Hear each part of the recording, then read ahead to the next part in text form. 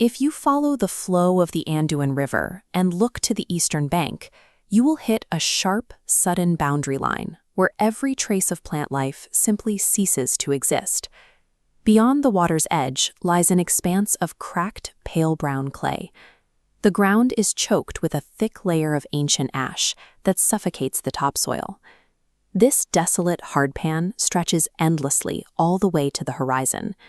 You can walk for miles across the cracking earth and never encounter a single blade of living grass. This violent contrast defines the brown lands as an abrupt, sterilized void, completely disconnected from the surrounding living ecosystem. Standard deserts form from shifting climates or a rain shadow effect, where mountains block moisture over millions of years. But the brown lands contradict this.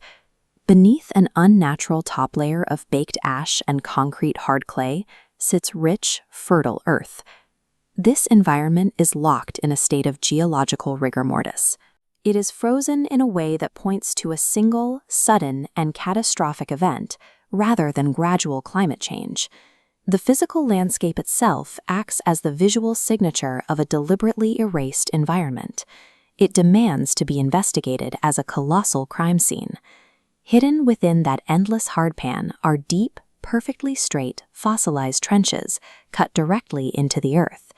These trenches are the remnants of meticulously cultivated gardens once tended by the Entwives. The Entwives were the female counterparts to the Ents, ancient tree shepherds placed in Middle-earth to protect the growing things of the world. While the male Ents guarded the wild, primordial forests, the Entwives focused their mastery on lesser flora. They cultivated vast orchards of fruit trees, tamed wild grasses, and maintained highly ordered agriculture across these plains. Fused directly into the bottom of one of these fossilized trenches is a highly unnatural artifact, a crude iron agricultural spade locked inside the clay. The spade is severely oxidized, its metal flaking away in brittle layers. That specific pattern of decay requires extreme age and violent, rapid exposure to the harsh elements. These straight furrows and oxidized relics record the existence of a highly managed, fertile breadbasket that was paralyzed by a sudden, cataclysmic interruption. Protruding from the otherwise perfectly flat landscape is a single, colossal tree stump. The state of its roots is highly unnatural. They have been ripped upward from the soil, entirely coated in a thick, bone-white mineral crust. Normal wood decays into soil over decades.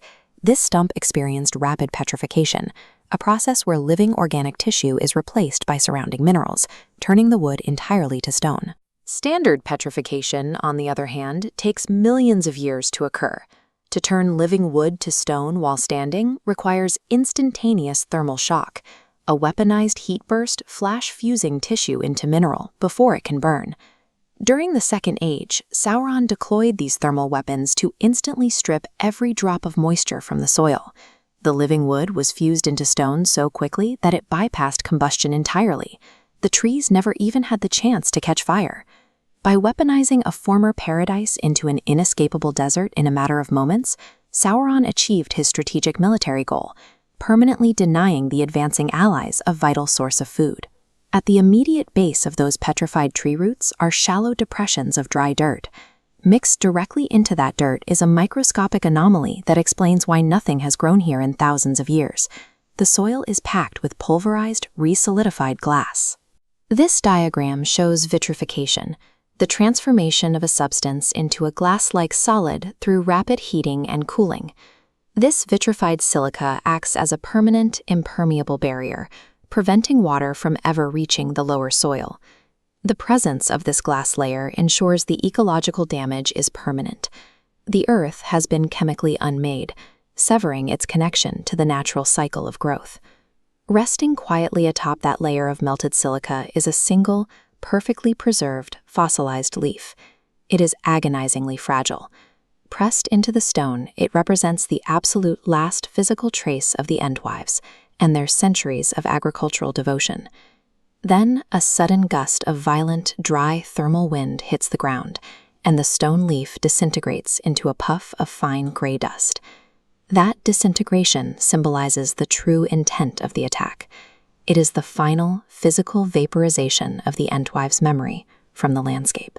Sauron achieved the absolute, permanent erasure of the Entwives' existence, leaving behind a world where nothing can be saved and nothing can grow.